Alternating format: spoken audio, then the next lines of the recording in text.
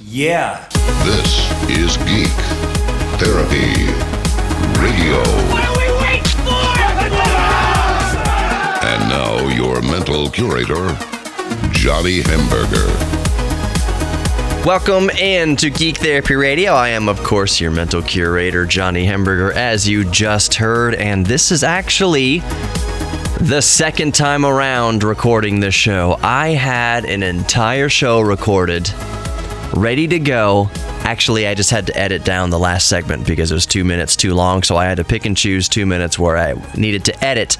And you know what? I decided I'm going to re-record the whole show, the entire 39 minutes. Let's just do it over. And it's not because I lost any audio or any sort of malfunction. It's just, I don't know, I didn't like the feel of the show. Do you ever kind of get that way? This thing in the back of my head just said, you know what, I don't know, that's not what I'd feel comfortable putting out, and it's not for any sort of reason that I think people would get pissed off or I ruffle any feathers or anything like that. It's just, I don't know. I don't like the cadence of it. Everything seems good, but it just, for some reason, the show sticks out in the back of my mind and in my gut. It's just not something I wanted to put out. So maybe I'll put it out in the future. Basically, it's just a show that I have in the can ready to go. Instead of doing a best of 1 week, maybe I'll put that show in. But I decided to follow my gut, and I think a lot of people can kind of relate to this, is where sometimes your gut is really telling you not to do something, or flip it around, to actually do something. So it's hard to decipher. It's hard to kind of judge. Is this gut feeling legit? Am I overanalyzing myself? Am I being too critical of myself? Is this just nothing? Am I just hungry? Do I just have gas? Is that what's going on in my gut?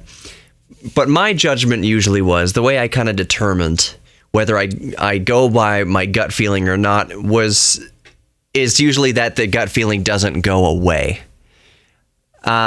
Where I'd be more prone to kind of, making an educated decision if I only have a gut feeling for about 5 minutes. But no, I had a gut feeling for, at least the past 18 hours now, and I can't pinpoint it. I can't pinpoint why I didn't want to put the show out, the first version of today's broadcast out, or podcast, whenever you're listening to this. I just didn't want to do it. I think I was touching on some subjects that I don't usually delve too far into. The other part was I'm beating a dead horse. It's nothing that you can't hear me talk about in previous podcasts this week. I think there's 2 podcasts this week where I beat the dead horse of the Jimmy John's issue and kind of the hypocrisy there. And really the good benefit that come out of that story, and it's really what I wanted to touch on in this segment, is that it pointed out some hypocrisy of my own, some sort of nerd, geek, tech kind of hypocrisy of my own. And that is similar to what I previously recorded. The first segment of the show that I deleted, this point remains here in this new recording. And that is just that, to tie it into like the geek universe, tech universe, Tesla. I talk about Tesla a lot on this show, both good and bad things. Probably, if I'm honest with myself, it's probably mostly negative. And I don't like to think of it as negative, because I think these companies that sell premium products do deserve higher scrutiny than others. When I talk about Apple, I try to be as equal as possible, as level-headed clearly as possible. And here's the thing about when you talk about Apple with any sort of clarity or non-bias, you're going to get labeled an Apple fanboy, even though I don't have many Apple products. But if you, it seems like from a certain crowd, if you're not constantly hating on Apple, that means you must love Apple, and you're an Apple apologist, and you're an Apple fanboy. It is absolutely ridiculous, this kind of bias, between PC and Apple and whatever, Android. It's ridiculous. So if I praised Android, I would have Apple people tell me that I hate Apple. If I criticize Apple for any sort of unbiased reason, that I have Apple people saying that I hate Apple. It's really it's kind of ridiculous. So anyways, back to Tesla. In previous shows, maybe a year ago or so, I criticized Tesla at the time for what I perceived to be dishonesty towards the customer. So, in short, whenever a hurricane comes through or the path is projected through a certain area, Tesla, through an over-the-air update, unlocks extra range in their Tesla vehicles so that people have the extra, however many miles, few dozen miles of range to get to safety so that they don't have to stop and charge. They can keep going a little bit further to get to an even safer distance. And to me, I thought, why isn't this extra range available all the time? Why is it only in disaster scenarios where Tesla unlocks? It seems like Tesla has a lot of control over people's lives who buy their product. And it was dishonest. You mean that I have all this extra range? I paid all this money. I have all that extra range, and it's really, you just locked it out via software? That seems dishonest. If you're paying premium price, over $100,000 in many cases for these vehicles, give me all the range that the batteries can handle. I was being hypocritical. There was hypocrisy because I was ignorant. I've been playing a lot with batteries recently. I'm installing solar panels and tinkering around with that, as you know if you've listened to the past podcasts. So I've been learning more about batteries, lead acid batteries, deep cycle, hybrid SLI batteries, lithium ion batteries, and we'll get to that in the next segment, kind of differences and kind of help with batteries, and we'll geek out about batteries in the next segment. But here's the thing that I forgot, at least, or didn't realize when I chastise Tesla for locking out extra range.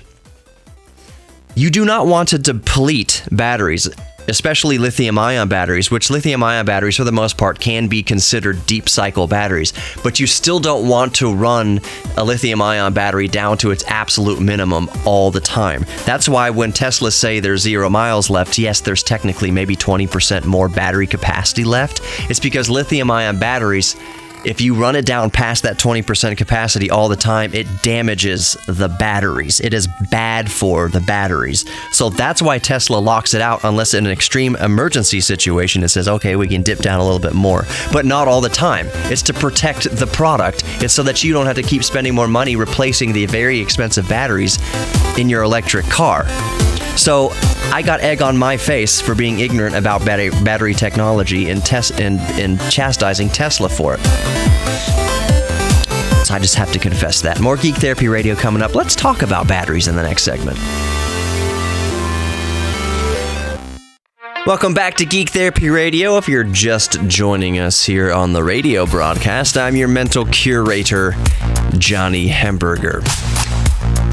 In the last segment, I said we were going to talk about batteries. Oh, batteries. They seem so boring. If you're not fascinated by things, seemingly mundane things, yeah, batteries seem boring. But motto of the show is that we're all geeks about something. So, embrace your inner geek, and a lot of us are extremely fascinated with batteries and battery chemistry and what we can and can't make batteries out of, what makes a good electrolyte.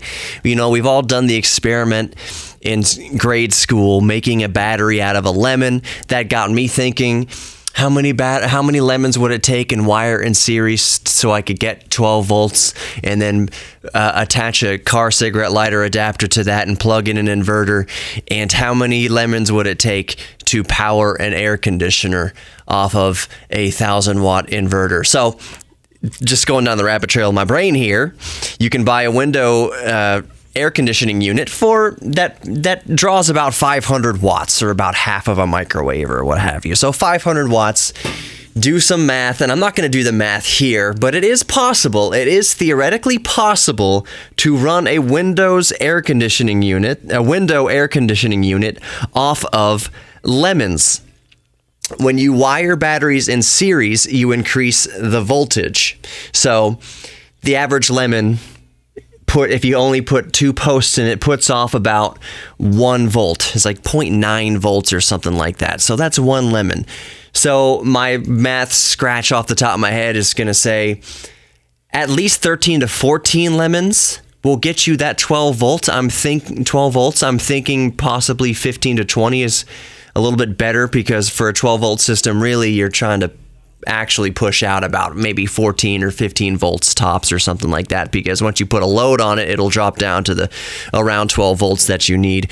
So how many lemons? Theoretically, to get the 12 volts, like I said, it'd probably be around 15 lemons wired in series.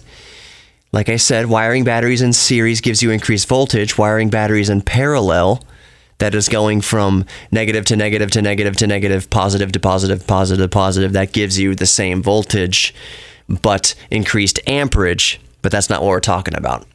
15 lemon batteries in series. You got a galvanized nail and a penny, and you have the alligator clips, and you're just linking them positive to negative, positive to negative, positive to negative. How many batteries would it take to power a window AC unit?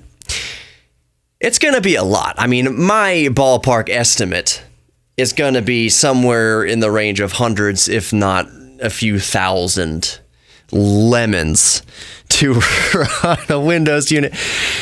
So go to Kroger and say, I would like lemons. I would like all the lemons. Oh, all the lemons on the shelf? No, put me in contact with your supplier. I need to talk to the farmer. I need all the lemons. I mean, you misunderstand me. All the lemons is what I need, not just what's on the floor here. So that's a roundabout way of saying that batteries are interesting. And I don't know, maybe you were sitting out there thinking batteries are boring, but maybe you forgot that lemons can be batteries, and the old how fascinating it was in school to make a lemon-powered battery. But so many other things can be batteries. You need an electrolyte, and you need an anode and a cathode, something that ions and electrons can flow back and forth from through the electrolyte. So you can make a battery out of a potato. You can make a battery out of an apple. And there's other things that kind of you think off the shelf. Well, salt and salt water can be an electrolyte. So if I make a glass full of salt water, that can be an electrolyte, and see how much voltage I can generate with a glass of salt water, some various ways. And you just start thinking outside of the box. Human sweat, that's a fun experiment. Kind of gross.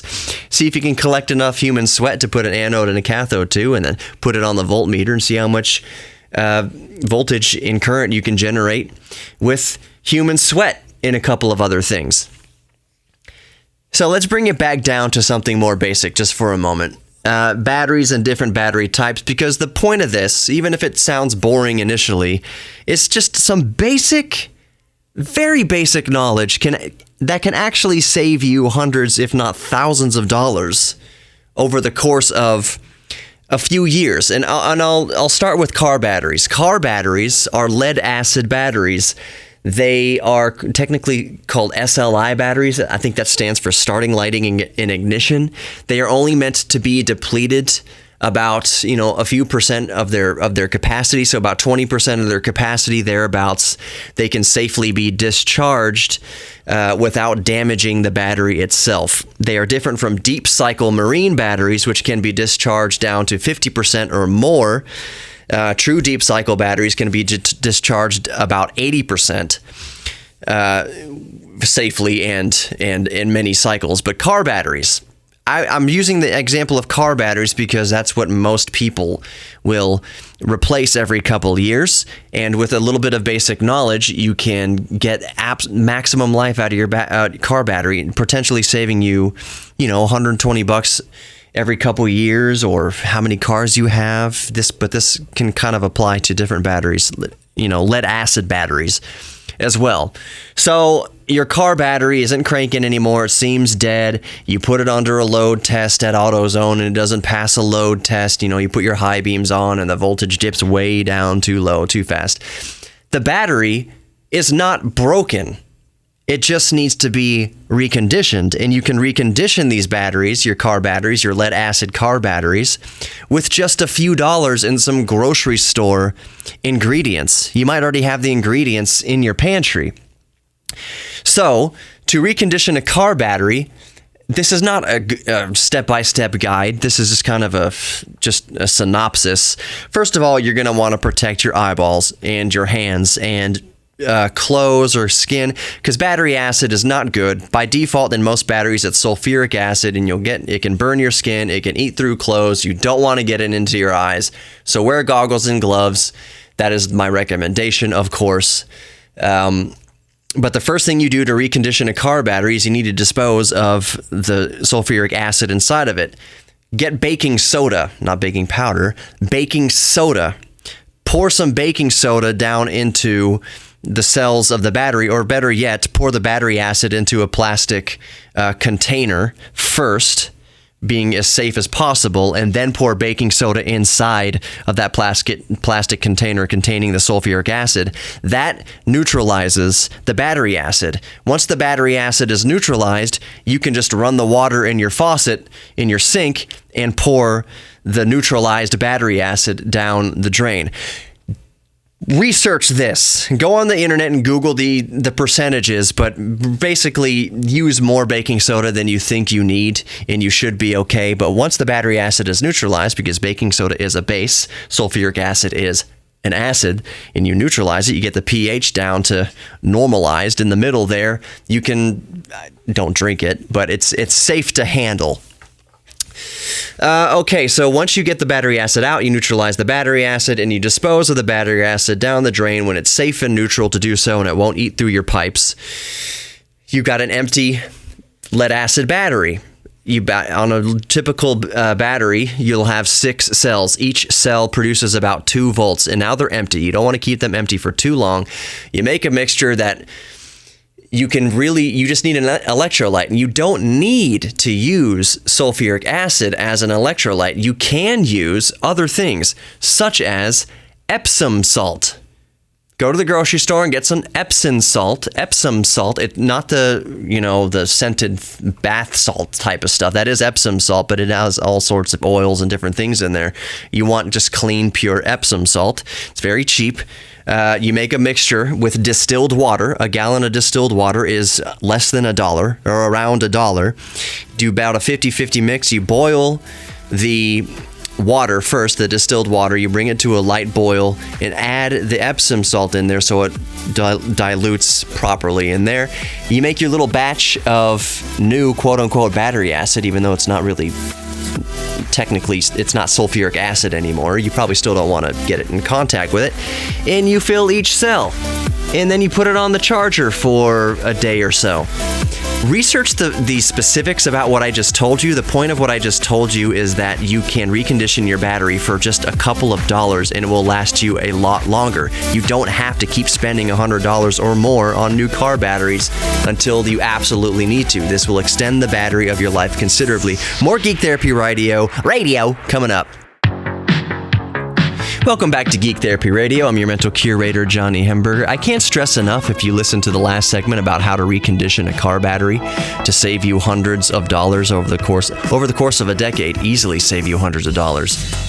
Where a typical car battery might last you in Houston with our terrible climate as little as 2 years, sometimes less. It is not unheard of to push a battery, if you know how to recondition it, for just a couple dollars.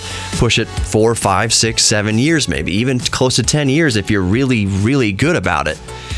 You can save a lot of money there, hundreds of dollars. But I can't stress enough the safety aspect of it. Yes, it's a relatively safe thing to do if you just take the proper precautions, like gloves and glasses, safety glasses.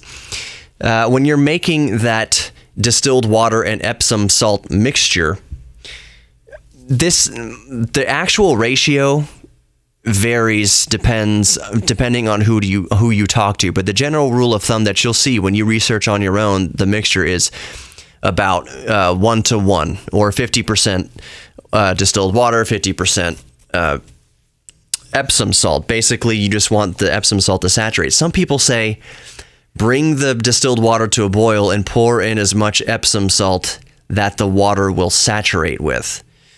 I haven't personally tested this. I cannot tell you exactly, that you should or shouldn't do this. You can experiment with an old battery you don't care about, see how it works. But a pound of Epsom salt and a pound of distilled water, boil it, saturate it all together. you should be good to go with that mixture. You should be, but do your own research on it as well. It's important to charge it once you filled all the cells with this new mixture, that you charge it for sometimes even up to 36 hours on the lowest amperage possible, on the lowest charge setting possible. That really desulfates the plates, the lead plates inside the battery, and a clean plate is a happy plate. So what you're doing when you're recharging a battery, this goes for all lead acid batteries, is you're desulfating the plate. Basically, what's happening is the ions they go off the plate. They dislodge themselves from the plate. They go back into the electrolyte when you recharge. So basically, you're storing the energy in the electrolyte so that when you put a load on it, you start discharging the battery. When you crank your engine over or you run your headlights or whatever, those ions are going back to collect on the plate again. So you charge it long and you charge it slow when you recondition a car battery with your new Epsom salt electrolyte, after you've cleaned it with a distilled water and baking soda solution. So that's in general. The takeaway of what I've just told you is not exactly how to recondition a battery. Like I said, do some more research on that. But the point is that you can, and that most people can do this. It doesn't matter what walk of life. You don't have to be some greasy mechanic. Anybody can do this with the proper just safety precautions. I know some people won't even use the safety gear. Let's be real, but you should. It's not a difficult process. It could save you hundreds, if not thousands of dollars. All right, so that's lead acid batteries, and we're talking about the car battery. And the car battery puts out a lot of cranking amps, but it is not designed to be deep cycled. It is not designed to be discharged past about 20% or so of its capacity. Deep cycle lead acid batteries, like for trolling motors of a fishing boat, or golf carts is a better example. Deep cycle lead acid batteries, you can discharge down to 50% or even more for true deep cycle batteries, down to about 20% of capacity, or use up about 80% of the battery capacity. Lead acid batteries basically are the same chemistry as any other lead acid battery, a car battery, but the plates are a little bit different. They can take the slower discharge. They can discharge deeper. But you don't want to discharge them or the car battery too much. Basically, you don't want to go past the rated capacity of the battery or the discharge limit of the battery. That's where you start really damaging and corroding faster the lead plates in the battery. The next most experienced battery, the next battery people experience on a day-to-day life is their laptop battery, and even more, ubiquitous, their cell phone battery. That's lithium ion. There's different chemistries to lithium ion batteries, but the general rule of thumb is that lithium ion batteries are considered deep cycle batteries. That is, you can deplete them down to 20% or 30% of their capacity and be okay with it. However, like most batteries, they like to stay at their peak. They like to stay charged, and this is especially true with lithium ion batteries. So with your laptop, I know some people may like to unplug their laptop and go all the way down to 10%, and when Windows or Mac tells you need to plug in your laptop again. That's okay to do every now and then. You don't want to do that all the time. The battery will last the longest if you keep it topped up. So if you're using your laptop and it is possible, keep it plugged in. The same can be said for a cell phone. If possible, if you're just sitting there in a chair talking to mom or grandma or whatever, and you can, keep it plugged in. It will prolong the life of your phone, of the battery inside your phone, of the battery inside your laptop. Lithium-ion batteries like to stay topped up. This is why what I mentioned with the Tesla batteries that they unlock, which are lithium ions in electric cars, most electric cars, that the lithium ion batteries in there, I was angry that they they basically give the user, the driver, access to the extra capacity in emergency situations so they can drive a little bit farther. This is because typically in day-to-day life, if there's no emergency, you don't want to deplete that lithium-ion battery down below about 20% of its capacity. When you're driving around in a Tesla and it says 5 miles left or 0 miles, really you've got 20% more battery left to go. You're not going to be able to use it day-to-day because that would be bad. You don't want to deplete that battery down that far all the time because you're going to have to replace that very expensive Tesla battery way more often than you already do, which theoretically you shouldn't have to replace the batteries. I think is something like 200,000 miles. So if you have an electric car, don't deplete it all the way down to empty and then fill it up. Try to avoid that. If you're only driving 10 or 20 miles a day, plug it back in every chance you can and keep it topped up. You will get the most life out of your lithium-ion batteries, whether it's in a car, a phone, or a laptop, if you keep it topped up. So I guess the last thing I'll talk about as far as batteries is you might be asking, I'll remind you of this. If you're sitting there and you know way more about batteries than I do, and maybe you do, I know a little bit about a lot of things, but not a lot about one thing specifically, that's batteries. So I welcome your input. I'm learning too. GeekTherapy@iheartmedia.com. Email me, let me know that did I get something wrong about batteries? What can I, specify a little bit better? What can I explain a little bit better? Is there an asterisk next to something I said? I would love to hear from you because I would love to share that with our audience. I want to spread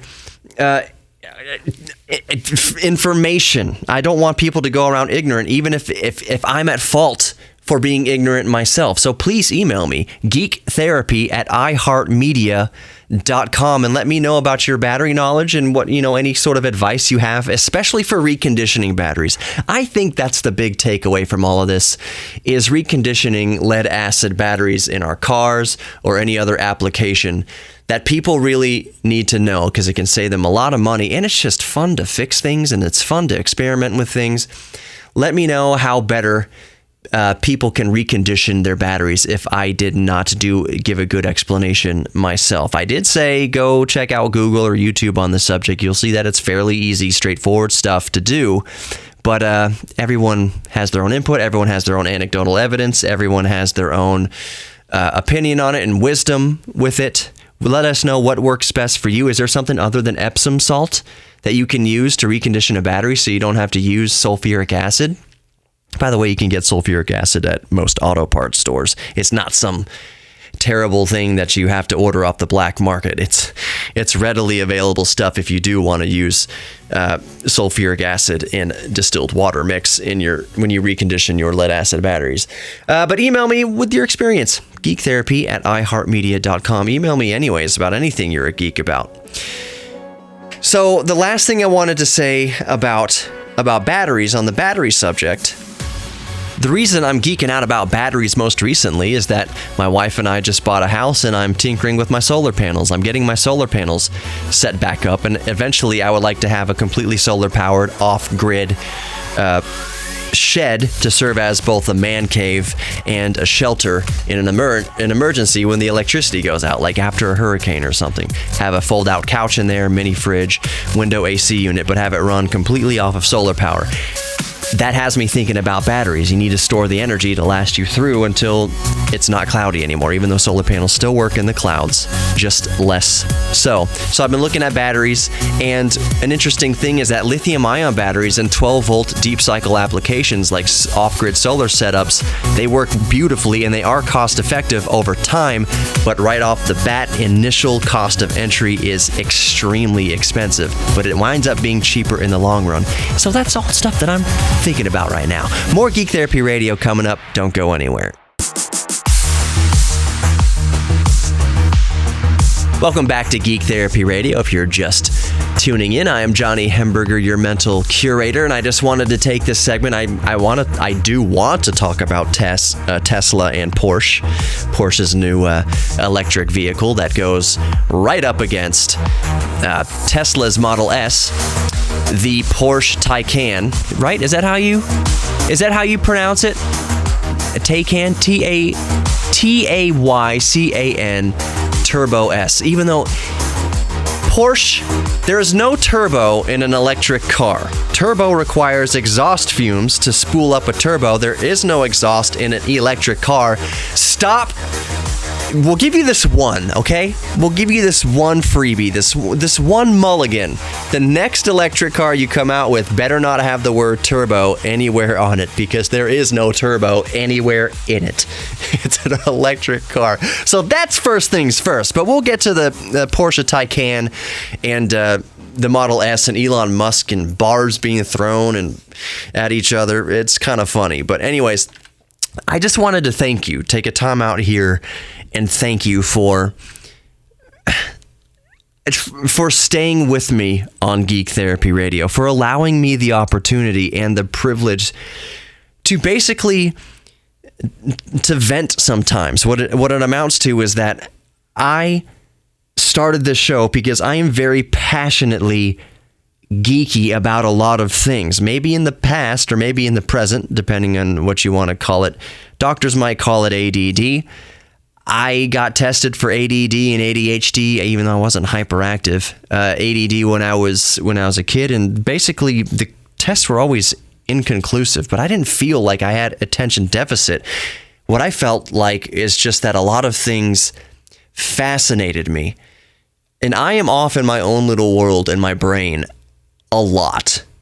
At any given moment, and when I'm standing there, my wife says I have thinking lips. She says, you have your thinking lips. And I guess I move my mouth into some position when I'm thinking about stuff. So if I'm just sitting in a car, I'm mowing the lawn, or just otherwise being still, like that's why I don't get, upset about long grocery lines or long lines in general, because for me, I get to think about stuff. One of my favorite times of the day is going to bed, not because obviously sleep feels good, but it's because I get quiet and I get to just wander in my mind.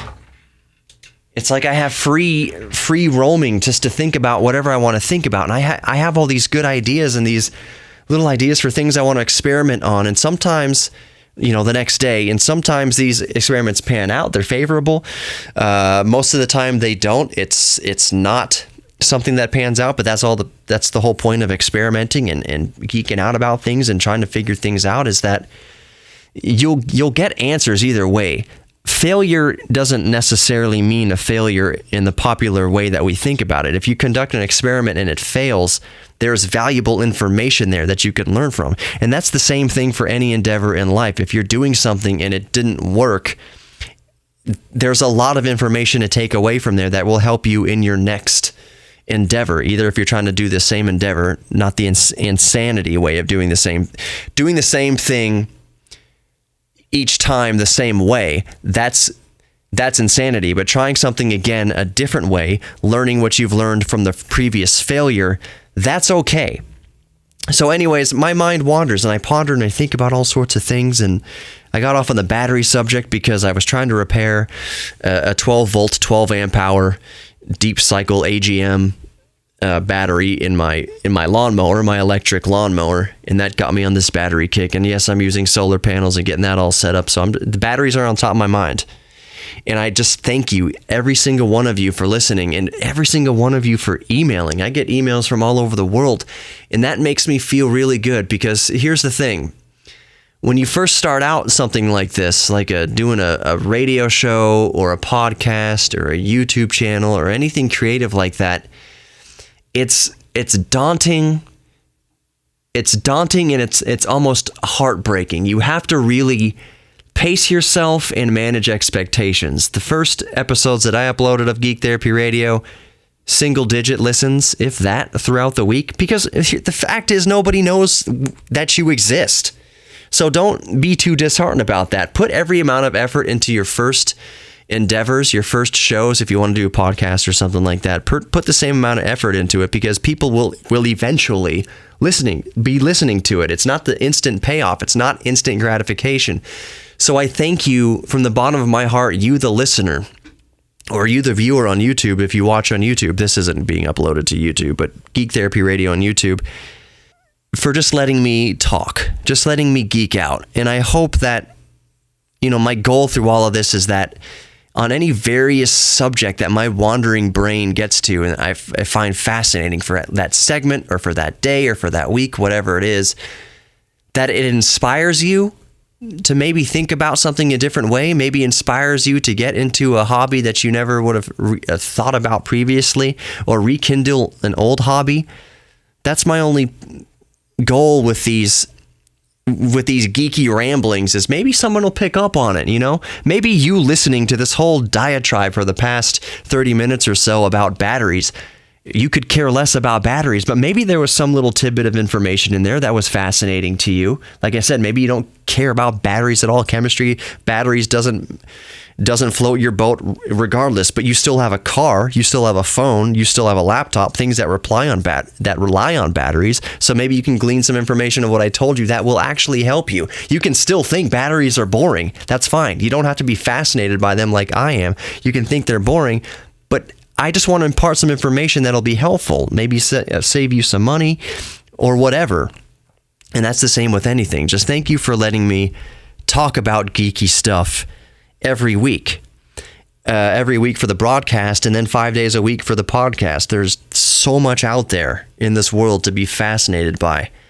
So thank you from the bottom of my geek heart for letting me talk to you each week. And don't be afraid to reach out, geektherapy@iheartmedia.com. If you go subscribe to the podcast in any podcast player, right there in the description is the link to send me an email and my email address. So don't be afraid to reach out. I really enjoy reading your emails, and I respond to a lot of them. So, okay, Porsche.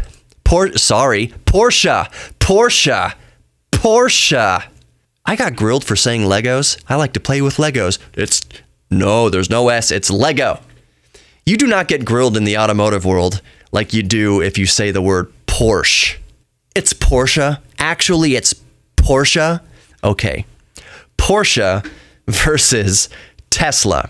Elon Musk has been very snippety to Porsche over the last week after their reveal of the Porsche Taycan. The Taycan in its top form is a couple tenths of a second slower, 0 to 60, than a Model S. It has a top speed that is a couple miles an hour slower than the top S. I think the Taycan's top speed is 161, where the top Model S Tesla is like 163 miles an hour. You would think it'd be faster with electric cars, but that's not really how single speed electric motors work. Yes, they can be much faster than 161 miles an hour, but for the sake of efficiency and all sorts of things and RPMs and revolutions, and it's hard to change gears in an electric motor because the torque is instantaneous, and you have to develop a transmission that's very strong, aka very heavy, to handle the torque when you're transferring the energy from one cog to another. As it stands right now, if there was a traditional transmission in a Tesla and you go to and it had a clutch and you shifted into second gear, the transmission would explode because of the instantaneous torque. There's just a lot to figure out there. It's not impossible, but I'm just saying that's the reason why top speeds aren't faster than you think they would be, even though there's nothing to sneeze at 160 miles an hour. The point is, and I do agree with Elon Musk in this idea here, is that the reason why he's poking at the Porsche Taycan is that the top spec Model S is a little bit over $100,000 or so, $120,000. The Taycan, it's pushing closer to $200,000. So yeah, if your product is slower than a Model S, but costs almost twice as much or 60% more or whatever than a Model S, you deserve the pokes a little bit, Porsche. You kind of deserve it if your product isn't as fast and isn't as good. Now, specs on paper isn't the whole story with cars, as you well know. That's the end of Geek Therapy Radio. Be good to yourselves and others, and I'll see you next week. Wow, that was an abrupt stop.